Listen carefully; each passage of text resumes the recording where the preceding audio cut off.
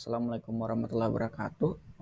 Perkenalkan, nama saya Muhardi. Saya salah satu mahasiswa dari Universitas Barasia.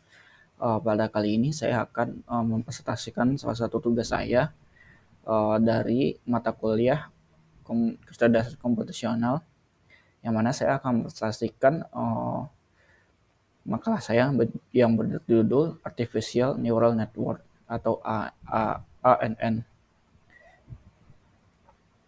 Yang mana sebelumnya kita harus pahamin dulu apa itu artificial network atau neural network. Yang mana artificial neural network ini dalam bahasa Indonesia yaitu disebut jaringan saraf tiruan atau JST, adalah model komputasi yang meniru sistem saraf manusia yang terdiri dari neuron yang berkomunikasi via sinapsis dan digunakan untuk tugas-tugas seperti klasifikasi dan pengenalan pola.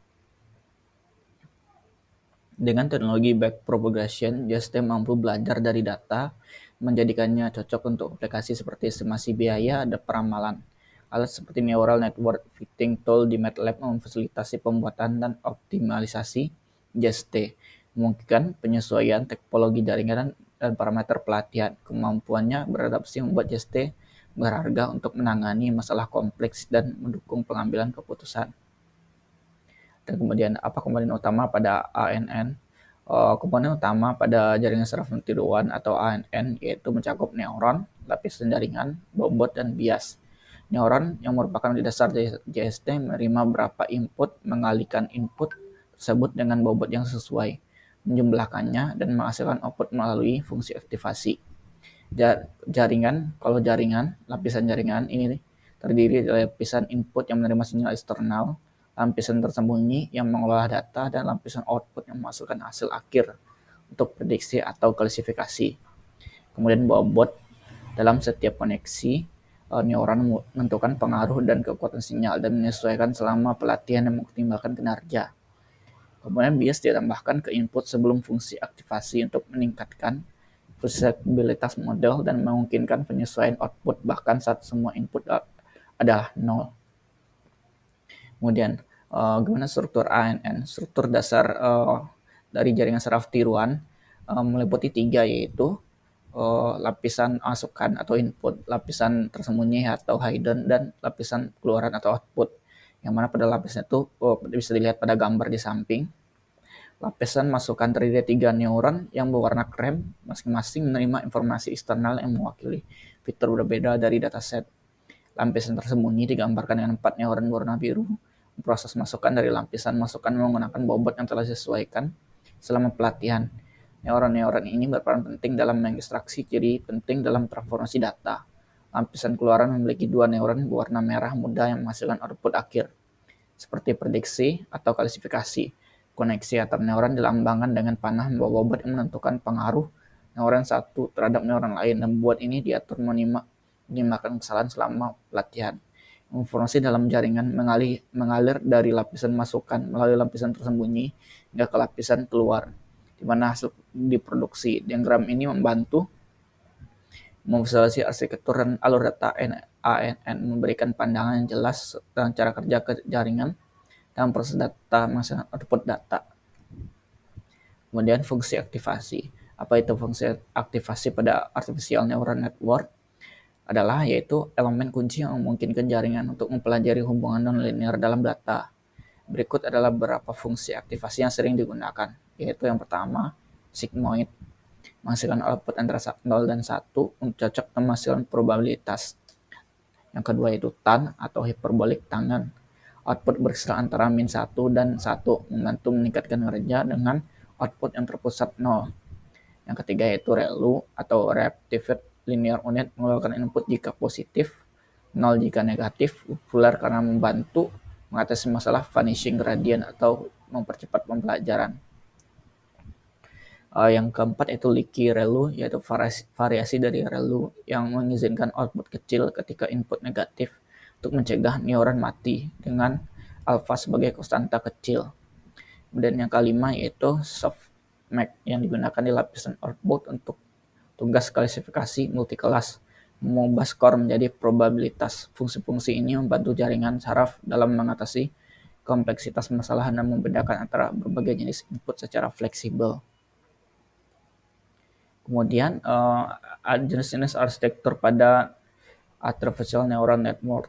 Yang pertama itu feed forward neural network, yang mana informasi mengalir hanya dalam satu arah dari input ke output. Inilah jenis ANN yang paling sederhana.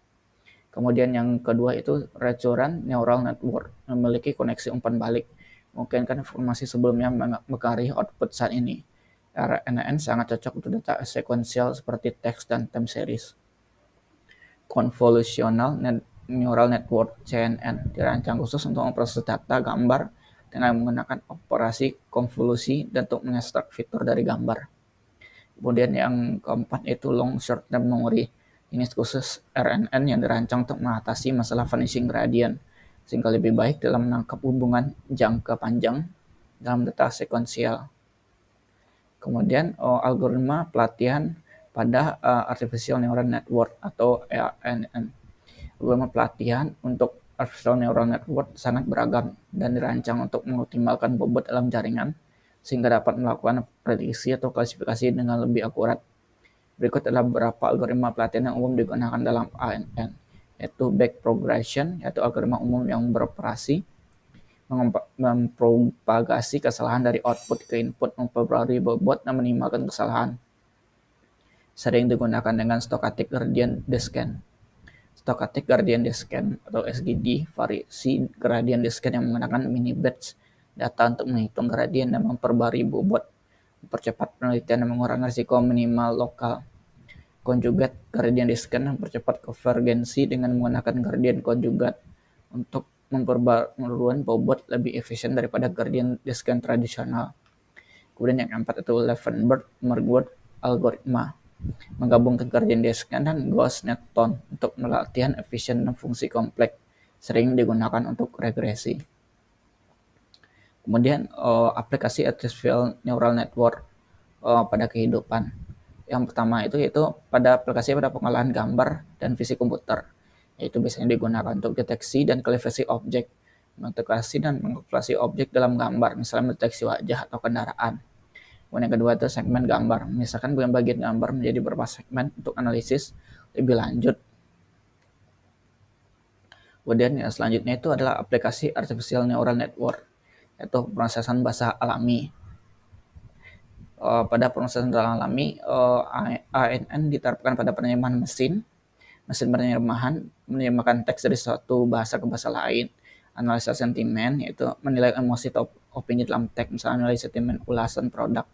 Kemudian mengenal ucapan, mengubah ucapan menjadi teks. Kemudian ada aplikasi ANN pada robotik atau kendaraan otonom, yang mana digunakan pada navigasi dan kontrol, membantu robot dan kendaraan otonom untuk memahami lingkungan mereka dan membuat keputusan navigasi. Yang mana pada akhir presentasi kita akan melihat nanti contoh video penerapan ANN pada kehidupan. Kemudian selanjutnya itu ada tantangan dan kendala dalam penggunaan ANN. Yang pertama itu adalah kebutuhan data yang besar. ANN memerlukan dataset besar untuk pelatihan yang efektif. Kemudian konsumsi sumber daya, pelatihan ANN membutuhkan daya komputasi tinggi dan waktu lama. Kemudian overfitting, risiko model menyesuaikan diri terlalu erat dengan data pelatihannya. Interpretabilitas, itu model seringkali sulit dipahami dan dijelaskan. Kemudian ada pengaturan hyperparameter, pemilihan hyperparameter mempengaruhi performa dan sulit dioptimalkan. Kemudian ada data yang tidak seimbang, yaitu kesulitan menangani data yang tidak seimbang antara kelas. Kemudian ada kualitas data yang buruk dapat menghasilkan model yang tidak akurat. Kemudian ada gradient finishing dan exploding, masalah dengan gradient yang terlalu kecil atau besar dalam jaringan dalam. Kemudian ada konsistensi model, menjaga konsistensi model saat diperbarui bisa menjadi tantangan. Kemudian ada etika dan privasi, isu terkait privasi, bias, dan etika dalam penggunaan data. Selanjutnya saya akan menampilkan salah satu contoh aplikasi artificial neural network pada video ini. Mereka menunjukkan penggunaan artificial neural network pada restorasi, mengembalikan warna foto atau video lama yang sebelumnya tidak berwarna menjadi berwarna, dan juga meningkatkan pixel gambar yang sebelumnya diburam menjadi lebih jelas. Mana pada videonya akan kita lihat. Restore color to black and white photos and videos. Normally, when you see a black and white image of a time long past, it looks dull, distant, and unrelatable. If you wanted to colorize that image and make it come to life, it usually requires the effort of a keen artist who has a knowledgeable understanding of the cultural setting in order to choose the right colors. Here's an excerpt from Vox Media on how a colorization artist goes about their craft.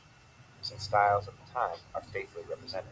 A good colorizer has a good network of people to call on. We had one guy, he's like a specialist in ethnographic dress. He was showing like museum grades and samples, and he lives and breathes this stuff. So like every single little detail, like like the color of beads on like a Laplander necklace or something, it's really, this has got to be the exact thing. I think the longest I've spent on an image is nearly a month. What if there was a way to do this instantly?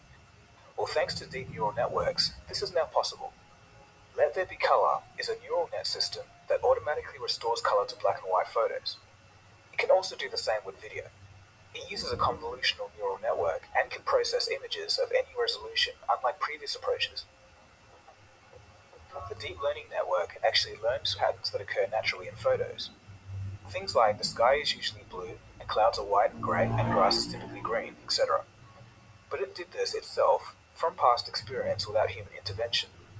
Let There Be Color colorizes photos much better than the state of the art for 100-year-old images. Just take a look at some samples here.